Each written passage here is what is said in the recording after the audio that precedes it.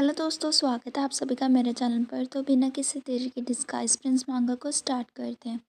उम्मीद है आपने इसके पहले के पार्ट्स देख लिए होंगे, जिसमें हमने देखा था रॉन किंग और फिफ्थ प्रिंस दोनों को बहुत ही ज़्यादा अच्छे से जो मैटर वगैरह सॉल्व कर लेते हैं और वो ट्रिप पे भी जाते हैं। और जब वापस आते हैं तो हम देखते हैं वहाँ पर जो प्राइम मिनिस्टर है उसने पूरी तरह से क्राउन प्रिंस के साथ पूरी डील कर ली होती है और वो उसका पूरी तरह से साथ देना चाहता है।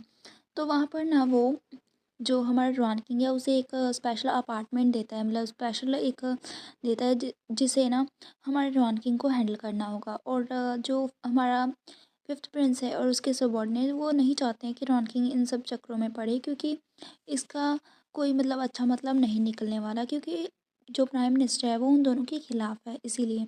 लेकिन जो रॉन किंग है उसके लिए वो इतना ज़्यादा ईजी था, क्योंकि वो पहले सीईओ हुआ करता था अपनी पास्ट लाइफ में।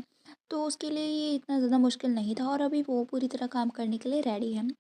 इस चैप्टर की शुरुआत में हम देखते हैं जो रॉन किंग है ना वो सोच रहा होता है कि अगर मैं गलत नहीं हूँ तो मिनिस्ट्री ऑफ जस्टिस वो पूरी तरह से क्राउन प्रिंस के लोगों से भरी हुई है और रॉन ताऊ के भी। लेकिन अभी मैं ऑफिस में जा रहा हूँ तो वो लोग डेफिनेटली मेरे साथ पंगा लेंगे और जो ब्लेम होगा, जो भी चीज़ें इनएफिशिएंट होगी, जो भी अच्छी चीज़ें नहीं होंगी उसका ब्लेम मुझ पर थोपेंगे। तो वो चाहते हैं कि मैं तुम्हें भी मेरे साथ ट्रैक डाउन करूँ, फिफ्थ प्रिंस भी मेरे साथ नीचे आ जाएगा अगर मैंने ऐसा किया तो। यहाँ पर ना फिफ्थ प्रिंस उसे बोलता है, वेंगफेई तुम सच में बहुत ही इंटेलिजेंट और इंसाइटफुल हो। और तभी यहाँ पर हमारा जो होता है सन के वो बोलता है कि लोगों का दिल को चेंज करना बहुत ही मुश्किल है, क्योंकि वो ऑफिशियल बहुत सालों से ही जो प्राइम मिनिस्टर है उसके साथ काम कर रहे हैं, तो वो ज़रूर से नेगेटिविटी फैलाएंगे, तो हम उन्हें चेंज कैसे कर सकते हैं। तो यहाँ पर ना उसके साथ होता है जो वो उससे बोलता है, तो अभी हम क्या करें। तभी हम देखते हैं यहाँ पर ना जो होता है पेंगफेई वो उससे बोलता है कि हाँ ये डिफ़िकल्ट मैटर है, लेकिन तुम्हें टेंशन लेने की ज़रूरत नहीं है। और तभी वो फिफ्थ प्रिंस के शोल्डर पर हाथ रखता है और बोलता है मैं तुम्हें मेरे साथ नीचे नहीं लेकर आऊँगा, डेफिनेटली नहीं। और वो उसकी ओर स्माइल करते हुए देख रहा होता है। तभी यहाँ पर ना जो फिफ्थ प्रिंस है वो उसे बोलता है मैं तुम्हारे परफॉर्मेंस का वेट करूँगा वेंगफेई। तभी ना हम देखते हैं जो होता है हमारा वेंगफेई वो आगे चलता है और बोलता है कि मैंने एक्सपेक्ट नहीं किया था कि मैं ऐसे ऑफिशियल बन जाऊँगा, वो भी गवर्नमेंट ऑफिशियल। मुझे बहुत ही अच्छे से परफॉर्म करना होगा। उसकी बातों को सुन के जो हमारा ना फिफ्थ प्रिंस होता है उसके मन में तो कुछ और ही चल रहा होता है, वो भी अपनी इमेजिनेशन में खो जाता है और अपने मन में सोचता है कि उसने खुद को आउटसाइडर ऑफिशियल क्यों बोला है, मेरे माइंड में तो कुछ और ही चल रहा है। तभी हम देखते हैं वो वहाँ पर उसे इमेजिन करने लग जाता है अपने साथ। और तभी हम देखते हैं यहाँ पर ना जो होता है हमारा व्यक्ति उसने ड्रेस पहनी होती है जो कि ऑफिशियल की होती है, वहाँ पर वो फिफ्थ प्रिंस के साथ होता है। तभी ना जो होता है फिफ्थ प्रिंस उसे ना कोई जगाता है, तभी वो अपनी इमेजिनेशन से बाहर आने लगता है। और फिर वो सोचता है पता नहीं क्यों जब भी मैं इसे देखता हूँ मैं इस तरह से इमेजिनेशन में क्यों खो जाता हूँ। और वो ब्लश करने लगता है और वो देखता है जो हमारा विंगफी होता है वो तो सनके के साथ और दूसरे बॉडीगार्ड के साथ अच्छे से बात कर रहा होता है और बोल रहा होता है कि तुम्हें मेरे मेरे साथ मुझे फॉलो करना होगा वहाँ पर। और वो दोनों यस में आंसर करते हैं और वो स्माइल कर रहा होता है। तभी जो फिफ्थ प्रिंस है वो उसे देखता है और सोचता है मुझे नहीं पता क्यों, लेकिन रिसेंटली मैं रॉन किंग के ख्यालों में खोता जा रहा हूँ, मुझे क्या हो रहा है पता नहीं। तभी हम देखते हैं यहाँ पर ना जो ऑफिशियल होता है, जो भी ऑफिस होता है वहाँ पर सभी लोग जाने लगते हैं और वहाँ पर ना प्राइम मिनिस्टर के लोग होते हैं। और यहाँ पर ना एक लड़का होता है जो कि ऑफिशियल होता है वहाँ का, वो इंट्रोड्यूस करवाता है सबसे वेंकवी को कि ये आउटसाइडर ऑफिशियल है जो कि यहाँ पर अभी काम करेगा, तो हमें उसके साथ कोऑपरेट करना होगा अच्छे से। वो इस बात पर बहुत ही ज़्यादा जोर देता है। तो सभी लोग बोलते हैं कि हाँ हम ऐसा ही करेंगे। और वो ना बहुत ही ज़्यादा चालाक सी हंसी हंस रहे होते हैं। तभी हमारा वेंकी ना वहाँ पर उनके सामने आता है और सभी को ग्रीट करता है बहुत ही ज़्यादा अच्छे तरीके से और उसे बोलता है ठीक है मैं अभी जाता हूँ और ये सारा काम तुम्हारे ऊपर छोड़ता हूँ। और वो बहुत ही ज़्यादा एलिगेंट वे में जो सभी बातें हैं वो कर रहा होता है। इसे देख के जो वहाँ के सारे ऑफिशियल्स होते हैं वो सोचते हैं वेंकई सच में बहुत ही ज़्यादा मजेस्टिक है। उसका जो जेस्चर है वो बहुत ही ज़्यादा अच्छा है, वो बहुत ही इम्पोज प्रेजेंस कर रहा है। और तभी दूसरा जो ऑफिशियल है वो सोचता है कि प्राइम मिनिस्टर रुआन के साथ क्या ही गलत था, उसने अपने इतने ज़्यादा एक्सीलेंट और लेजिमेंट सन को अबैंडन कर दिया और रुआन मेंशन को चूज़ किया। एनीवे रुआन मेंशन जो है वो भी ठीक है, लेकिन प्राइम मिनिस्टर मेरा मेंटर है, इसीलिए मैं वही करूँगा जो कि वो विश करते हैं, मतलब मैं उसके अकॉर्डिंग ही काम करूँगा। तभी हम देखते हैं थोड़ा सा टाइम बीत जाता है और अभी वर्किंग आवर्स चल रहे होते हैं। तभी हम देखते हैं जो वो ऑफिशियल होता है ना, वो वहाँ पर बैठ जाता है और रेस्ट करने लग जाता है, बोलता है कि मैं बहुत ही थका हुआ फील कर रहा हूँ, मेरी वेस्ट भी काफ़ी ज़्यादा हर्ट कर रही है, तो भी मुझे प्रॉपरली रेस्ट लेने की ज़रूरत है, तो मैं इन सभी डॉक्यूमेंट्स से बाद में डील करता हूँ। तभी वहाँ पर जो दूसरे लोग हैं वो भी बोलने लग जाते हैं कि हाँ, हमें भी अभी थकावट फ़ील हो रही है, और वो कहीं ट्रिप वगैरह पर जाने की बात कर रहे होते हैं और ये सब जानबूझ के कर रहे होते हैं। तभी हम देखते हैं वो लोग देख रहे होते हैं वेंकी के रिएक्शन को, और यहाँ पर मेंटर जो है, मतलब जो वो ऑफिशियल मेंटर था, वो सोच रहा है कि अगर तुम वेंकफेई हो तब भी क्या, प्राइम मिनिस्टर ने क्योंकि हमसे बात की थी, तो वो जो ये मिनिस्ट्री ऑफ जस्टिस है वो उसे बिलोंग करती है, तो तुम्हारे जैसा आउटसाइडर ऑफिशियल इस तरह के काम में मतलब टांग नहीं अड़ा सकता। अभी तुम बिल्कुल भी अपनी फिंगर को मूव नहीं कर सकते किसी के भी ऊपर, मतलब तुम किसी को भी दोष नहीं दे सकते यहाँ पर। और ये बातों को देखकर जो हमारे वेंकफी के साथ दोनों लड़के आए थे वो काफ़ी गुस्सा हो जाते हैं, और यहाँ पर वो बोलता है सन के कि ये अभी ऑफिशियल आवर्स चल रहे हैं, ये कितने ज़्यादा अनप्रोडक्टिव हैं, वो ऐसे कैसे यहाँ पर लेट सकते हैं। और वो आगे बोलते हैं ये लोग जानबूझ के ऐसा कर रहे हैं ताकि वो तुम्हारे अगेंस्ट हो, ये दिखा सकें। तो अभी हम क्या करें विंकफी? तभी हम देखते हैं हमारा जो विंकफी है वो देखता है और सोचता है ये बहुत ही इंटरेस्टिंग है, और यहाँ पर हमारा जो चैप्टर है वो फिनिश होता है।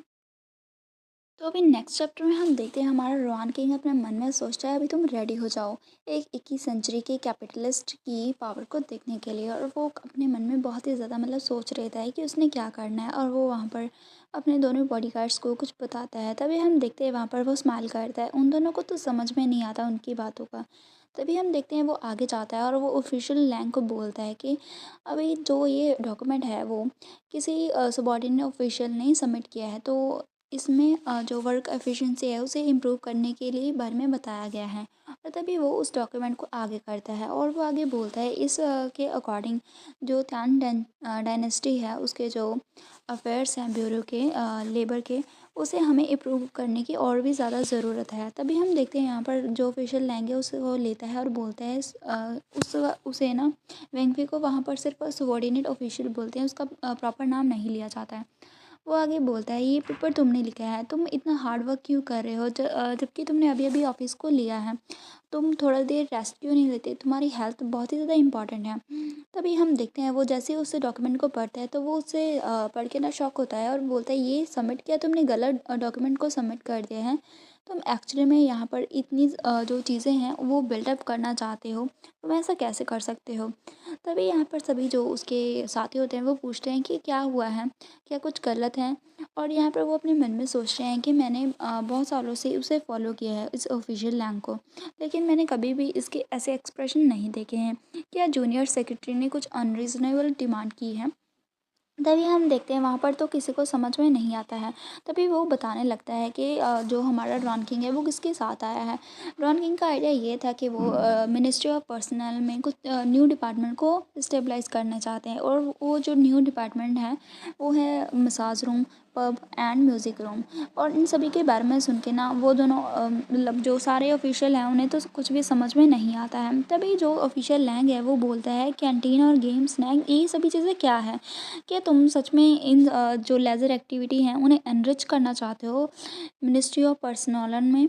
तो यहाँ पर ना रॉन किंग स्माइल करता है और वो उसे बोलता है कि हाँ, सभी ने सही कहा है, मैं ऐसा ही करना चाहता हूँ, सभी लोग बहुत ही हार्ड वर्क करते हैं, तो ऐसे मसल स्ट्रेन होना तो बहुत ही ईज़ी सी बात है, तो इसीलिए मैं ये मसाज रूम को प्लान कर रहा हूँ, और इसके अलावा मैं बहुत ज़्यादा मतलब प्रोफेशनल को हायर करूँगा ताकि वो अच्छी सी मसाज सर्विस सभी को दे सकें, स्पेशली लैंग ऑफिसर तुम्हें, क्योंकि यहाँ पर ऐसे लाई करने से तो तुम्हें रिलीफ नहीं मिलेगा, तुम्हें प्रॉपर मसाज की ज़रूरत है। और वो आगे बोलता है इसीलिए मैं ये सभी चीज़ें कर रहा हूँ, तभी उसको समझ में नहीं आता कि उसका मतलब करने का आखिर इरादा क्या है। तभी वो आगे बोलता है इसीलिए मैं सभी के लिए कुछ ना कुछ लेकर आया हूँ। सभी लोग यहाँ पर बिज़ी रहते हैं और उनके पास सोशलाइज़ करने का वक़्त नहीं रहता है अपने कोलीग के साथ, इसलिए मैं यहाँ पर पब स्टेबलाइज़ करना चाहता हूँ ताकि वो फ्री ड्रिंक कर सके वर्क के बाद, और साथ में एक गॉसिप वगैरह कर सकें ताकि सभी लोग चैट कर सकें और रिलैक्स कर सकें। तो वहाँ पर ना आधे लोग तो खुश हो जाते हैं, आधे लोग को कुछ कुछ समझ में नहीं आता है। तभी वो आगे बोलता है, इसके अलावा मैं म्यूज़िक रूम भी स्टेबलाइज़ करूँगा ताकि सभी लोग ना रेस्ट कर सकें, साथ में म्यूज़िक का आनंद ले सकें। और वो आगे बोलता है, मैं उसके अलावा स्टोरी टेलिंग वगैरह सभी चीज़ों का इंतज़ाम कर दूँगा। तभी उसकी बातों को सुन के ना वो जो सभी हैं, वो उनका मुँह खुला का खुला रह जाता है और तभी वो उनमें से एक आगे आता है और वो कोशिश करता है उसके साथ बात करने की। तभी यहाँ पर ना हमारा जो रॉन किंग है वो बोलता है, इसके अलावा हमें बहुत ही ज़्यादा अच्छा खाना खाने की ज़रूरत है। मैंने नोटिस किया है सभी लोग बहुत ही ज़्यादा मतलब वर्क मील्स ही खाते हैं कैजुअली। तो यहाँ पर मैं कोशिश करूँगा कैंटीन को स्टेबलाइज़ करने की, क्या कि ताकि सभी लोग 3 टाइम का अच्छे से मीट और वेजिटेबल्स अच्छे से खा सकें। ताकि वो अच्छे से न्यूट्रिशन और हेल्दी डाइट ले सकें, ताकि ये सारी जो चीज़ें हैं वो अच्छे से काम कर सकें। तभी हम देखते हैं यहाँ पर जो ऑफिशियल्स हैं उनकी बातों को समझ में नहीं पा रहे होते हैं, क्योंकि इस तरह से तो ये जो मतलब ऑफिसर है वो तो एक किसी तरह का एक मतलब लेज़र टाइम स्पेंड करने के लिए बन जाएगा, वहाँ पर वर्क होगा ही नहीं। तो यहाँ पर ना वो आगे बोलने ही वाला होता है, तभी यहाँ पर जो ऑफिसर्स हैं वो बोलने लगते हैं कि हमने सिर्फ प्राइम मिनिस्टर के इंस्ट्रक्शन को फॉलो किया है ताकि हम क्वीन याओ के लिए ये सारी जो चीज़ें हैं वो डिफ़िकल्ट बना सकें। लेकिन इनफैक्ट हमें और भी ज़्यादा वर्क करना होगा। मैंने कभी इमेजिन नहीं किया था याओ वेंगफी एक्चुअली में इतना ज़्यादा हमारे साथ कोलाइड करेंगे, मतलब हमारी बातों को सुनेंगे। और तभी यहाँ पर ना वो दूसरा ऑफिशियल बोलता है कि याओ वेंगफी कुछ ज़्यादा ही रेकलेस तो नहीं है, वो ऐसे कैसे इतना ज़्यादा एक्सक्रेट कर सकता है। और वो आगे बोलता है, इस तरह का गवर्नमेंट ऑफिस जो कि मसाज थेरेपी यहाँ पर म्यूज़िक रूम और पब है वो कैसे काम करेगा। इसके बाद तो यहाँ पर काम करने के लिए बचेगा ही नहीं।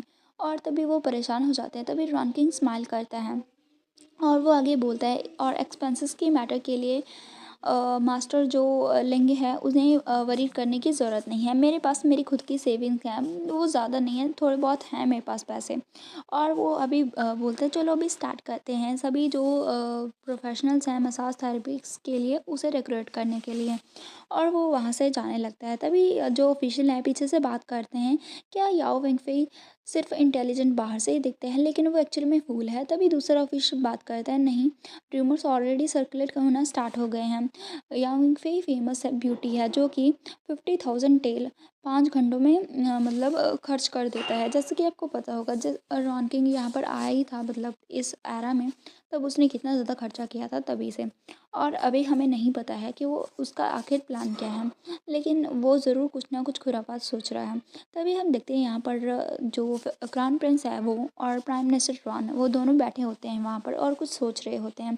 साथ में रॉन मेंशन भी होते हैं और वो अपने मन में सोच रहा है, ये 5 घंटे हो चुके हैं लेकिन हिज हाइनेस और फादर तब से रॉन किंग के बारे में सोच रहे हैं कि वो क्या करना चाहता है, लेकिन यहाँ पर कोई रिजल्ट नहीं है। तभी हम देखते हैं रॉन किंग की मतलब बारे में सोचते सोचते जो क्राउन प्रिंस है वो काफ़ी गुस्सा हो जाता है। वो वहाँ पर जो गेम है उसे बाहर फेंक देता है और बोलता है, मैं बिल्कुल भी गेस नहीं कर पा रहा हूँ कि वो क्या करना चाहता है। इवन कि मैं क्राउन प्रिंस गेस नहीं कर पा रहा है कि वो क्या कर रहा है, तो और क्या ही होगा। तभी यहाँ पर ना क्राउन प्रिंस की बातों को सुन के जो प्राइम मिनिस्टर है वो बोलता है, उसे बहुत ही ज़्यादा पता है मेरी अरेंजमेंट के बारे में कि मैंने जानबूझ के ये सारी अरेंजमेंट की थी ताकि मैं उसे उसके मतलब उसे नेगलेक्ट करवा सकूं उसकी ड्यूटी से, ताकि यौवन के ऊपर थोड़ा सा प्रेशर पड़े। लेकिन मैंने नहीं सोचा था कि वो इस तरह के इनिशिएटिव लेगा कुछ इस तरह का एक्स्ट्रावेटिंग करने के लिए। और मिनिस्ट्री ऑफ पर्सनल की जो भी मतलब लोग हैं उनका जो बिहेवियर है अभी इस तरह के कारण जो एम्परर है वो डेफिनेटली एंग्री होंगे। और मुझे जो डर है या विंगफई की जो एलिजिबिलिटी है वो भी स्टेप अवेक हो जाएगी थ्रोन से, मतलब कि जो फिफ्थ प्रिंस है उसकी एलिजिबिलिटी को भी छीन लिया जाएगा थ्रोन को इनहेरिट करने के, अगर ये बात फैल गई। क्योंकि विंगफई ने जो भी किया है वो कुछ ठीक तो नहीं लग रहा है, लेकिन विंगफई कुछ भी ऐसा नहीं करता है जो कि बिना किसी कारण के हो, तो डेफिनेटली उसका कोई प्लान है। तो उसका क्या प्लान होगा वो तो हमें नेक्स्ट पार्ट में ही पता चलेगा। एंड दैट्स इट, मिलेंगे नेक्स्ट चैप्टर में, बाय।